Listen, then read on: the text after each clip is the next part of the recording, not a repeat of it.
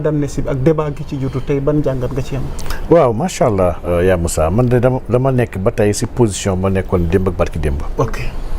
man dama gëmoon ni loi d'amnistie bi elle n'a pas été faite au hasard. C'était une promesse du président Macky Sall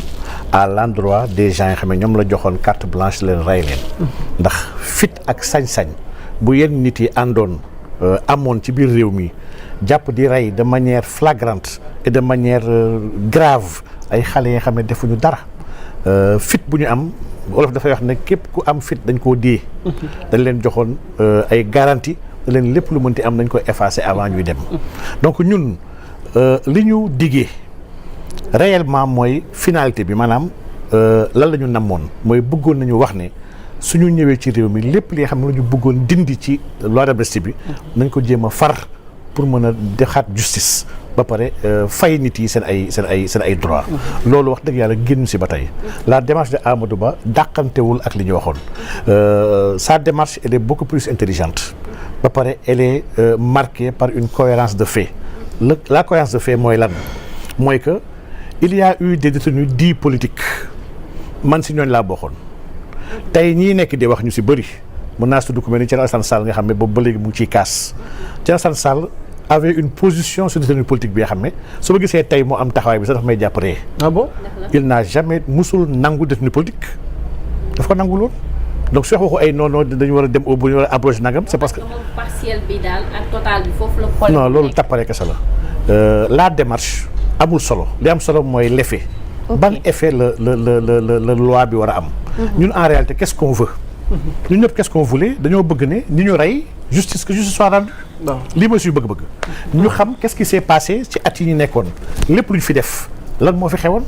donc bu dee mën nañu am possibilité xam lan moo xew xam ñan ñoo rey. ñan ñoo joxe ndigalu rey yi ba ñu mën a teg yoon seen kaw ñun lii mooy lu ñu soxla. que qu'on envoie des gens en prison wala qu'on les laisse dehors loolu doon objet wu dige bi ak wax bi ndax aujourd'hui nous sommes dans une situation bi nga xam ne ñi tabax loi bi loolu la ñu namoon ñoom jàpp ni ñu koy tëggee suñ ko tëggee benn tëggin bi kenn du mën a laal loi bi ndax ku ko laal ñëppay delaat kaso c'était savamment réfléchi lii nag dafa mel ni partie d'échec la l'acte d'Amadou Ba en réalité mooy échec et mat par rapport ak ñi nga xam ne ñoo tëggoon loi bi li ñu bëggoon def ndax gëmoon nañ ni loi bi duñ ko laal soo seetloo ba ñu commencé xooxu loi d'amnistie bi ñoom Aïssata Tall Sall génn nañ ne loi bi kenn du ko mën a laalee noonu. waaw bëggoon naa ñëw ci ñoom. waaw parce que dañu bëggoon yóbbu ci débat wu abrogation suppression. alors que loolu li ñu bëgg def dëgg loolu duñu ko bay. mais maître Aïssata Tall Sall teg na ci argument comme quoi que ne en termes de conséquences. xëy na li ngeen ci di fa la nar a gën a compliqué. que yéen ni ngeen ko yaakaare ndax jàpp ngeen ni yomb naa abrogé. mais la ci conséquence buy métti moom. xam nga ci yéen la nar a gën a. xam nga Amadou Ba li mu proposé. maanaam la loi kon en réalité kon moom laalu ko daf ko fiy bàyyi. ba pare am une autre loi interprétative bi nga xam ne dina mën a créer ay conséquences yoo xam ne mooy li ñu bëgg soxla ñun de manière juridique et démarche boobu gisuma démarche bu ko gën a pragmatique bu ko gën a intelligente actuellement bu ñu mënoon jël donc li si am solo te man loolu laa jàpp ni mooy ce qu'il faut retenir par rapport à mbiru loi boobu mooy que ñi reyoon incha allah yoon na tegu seen kaw ñi digle woon rey yoon na tegu seen kaw ñi doon yàq àllu jàmbur tamit yoon na dal seen kaw ndax lii vraiment préoccupation sénégalais yi la léegi nag ñi ñu jàppoon dugal leen kaso ci ay tooñ ndax jàpp gi nag vraiment yaa Moussa ñëpp xam nañ jàpp bi ni mu demee woon man bokk naa suñu doon dalal xale yu bëri ci cave tribunal depuis commissariat police laay jël xale yi leen dalal parce que ñun fekk na am nañu expérience su kaso Macky Sall yi ñun kaso Macky Sall yi du 2023 bi commencé ñam Macky ñun la njëkk tàmbalee chaque fois may fàttali gars yi ne leen détenu politique collectif Guy Marius Sagna daf ma koy tooñee di ma ko sànnee xeer premier collectif bi nga xam ne Sénégal fii bi nga xam ne ñu ko jël defar ko ci turu nit man lañ ko defaraloon muy le mouvement bi xam ne li ñuy wax le Colicot collectif pour la libération de Cheikh Oumar Diagne Colicot boobu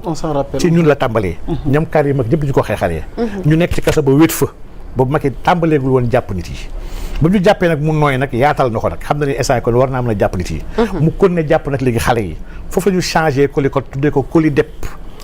mooy collectif pour la libération des détenus politiques mais ci man la tàmbalee donc je suis très bien placé pour wax ci détenus politiques yooyu di ñu doon jàppee xale yi jàpp la bi nga xam ne ça déshonore sax le Sénégal maanaam xale bu génn di jëndi mburu wala xale bu wàcc école ndax ñoom ils avaient reçu les injonctions ne jàpp leen le maximum na kaso yi fees lii moo nekkoon la démarche des forces de l'ordre sous la direction de Antoine Diome mu ànd si ak ñoom Bokar Yàgg ak Moussa Fall.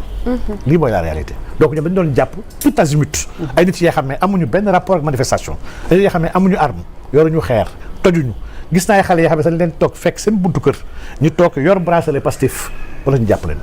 fekk naa man si kaso bi xale yu bëri yoo xam ne ci kaso bi dañu commencé ñoom di woote seen famille ne leen engagé leen politiquement dugg leen Pastef ñoom bokkuñu woon Pastef dañ leen tooñ teg leen ay daan ñu mujjee fipp ñëkk dañuy bokk léegi Pastef xeex contre Macky Sall donc pour dire que on a abusé ñu doon jàppee on a joué avec les libertés individuelles et collectives loolu mooy la réalité des faits loolu nag suñu waree delluwaat ci ne nañ jëlaat xale yooyu yëpp yóbbuwaat leen kaso loolu mooy abrogation bu baax loolu c'est même pas intelligent man loolu ku koy wax il n'est pas sérieux et man je rappelle que dans l'affaire de détenus politiques il faut savoir raison garder Thierno Alassane Sall mun ñu gën a bëgg ñun mbiru amnistie bi ñu leeral ko ndax ñun ñoo nekkoon di subir moom il n'a pas subi moom ak ay nitam dans son parti ils n'ont rien subi Macky jàpp ko moom Thierno Alassane Sall Macky jàpp ko jàppul ay nitam donc ñu doon jàpp nag wax dëgg yàlla man jàpp naa ne ils sont les mieux placés pour xool nag ne ñun nag ñi ñu jàppoon bëgg nañu lumière soit faite ñun ñoo ko war a gën a bëgg xanaa ku ne ndax ñun lañ jàppoon xañ ñu liggéey. mais comment parce que am na ñu bëri ñu ngi def taxaw seetlu ne ndax yéen da ngeen di xool li leen arrangé ak li leen arrangé wul ci mbir mi. parce que am na ñoo xamante ni yéen volonté gi leen animé woon en tant que patriote. ngir xeex li fi newoon. waaye am na ñu ci raxoon ñoo xamante ni vraiment. yàq leen taxoon jóg te def nañ jéey yoo xamante ni tamit il faut que tamit ñu rétablir justice. ils seront livrés à la justice ñu dissocier leen ak ñi nga xamante ni yéen jàpp ngeen ni la leen taxoon a jóg du yàq. lu wér nga wax. lu wér nga wax ci nga yàbbu saa foofu foog ñu xaw a leeral tuuti. loolu mooy dëgg ñun nekkuñu si démarche farfarloo wala jàppale suñu bopp. dañoo gëm ne amoon la ñu ñëwoon ci jàng ji waaye amoon na ñu doon race déem ñi nga xam ne jànguñu woon dañu doon tafuwaate. gis nga malfaiteurs yi raxoon organisation manifestation yooyu nga xam ne xeexuñu ak xeexuñu yelleef di sànq ay yëfu jàmbur ils doivent répondre devant la loi. li ñuy wax ci abrogation intelligente bi. mooy lépp luy dégâts matériels. rey ay nit ay bakkan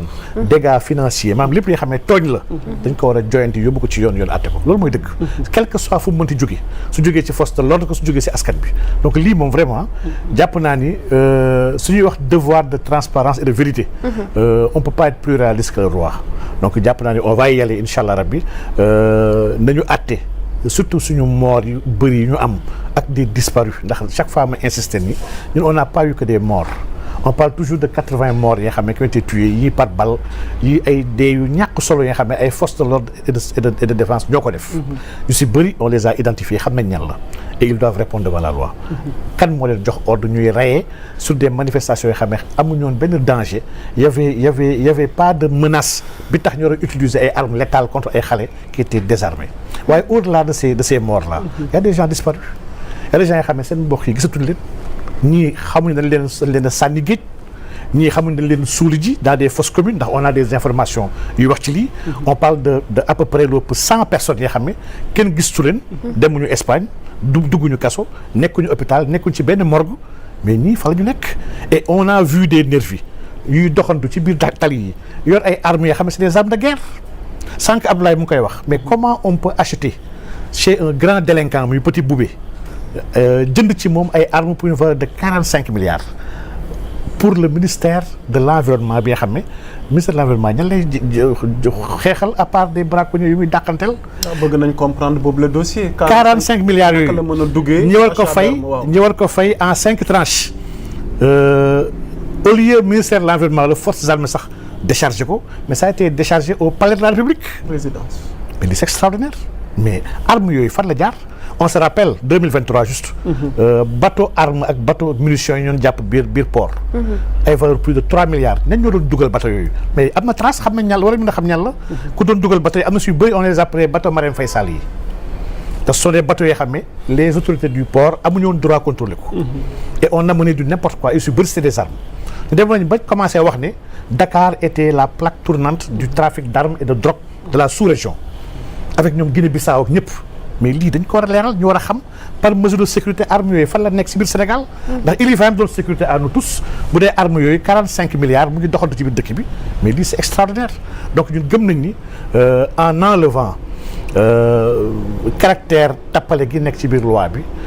on peut faire justice incha allah pour ñi ñu tooñ pour ñi réer pour ñi ñu rey ak ñi ñu yàqale et man jàpp naa ne lii mooy dëggantaan la quintessence même de la volonté d'abroger cette loi là loolu bu ñu ko defee jàpp naa ni xanaa politiciens yi wax pour wax nii rek waaye l'essentiel a été fait. parce que vérité ak réconciliation bi nga xam ne yéen a ko doon prôné depuis le début je pense que moom la ñu gëm ba tey balaa ñu koy wax wala balaa ñu ci àgg foog ñu abroger loi bi ba pare moom la ñu gëm ba tey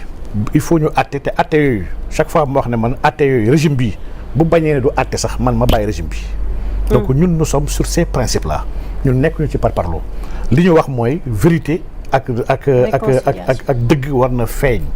ñun on a subi directement on a des amis yoo xam ne ak ay xale yoo xam ne dañ leen rey ay xale yu ñu xamoon lañu xale yooyu ils n'ont rien fait pour mourir man nekk naa ko soog yenn xale yoo xam ne reylu leen sax waaye yàq nañ leen on les a torturés à telle enseigne que seen ay jurukaay sax yàqu na ay xale yu ndaw yoo xam ne qui n'ont rien fait ñu yóbbu leen si ay gendarmerie di leen dóor ak ay crosse arme ak ay casque xale bu ndaw désarmé lépp 20 gendarmes jàpp ko di ko dóor mais lii c'est grave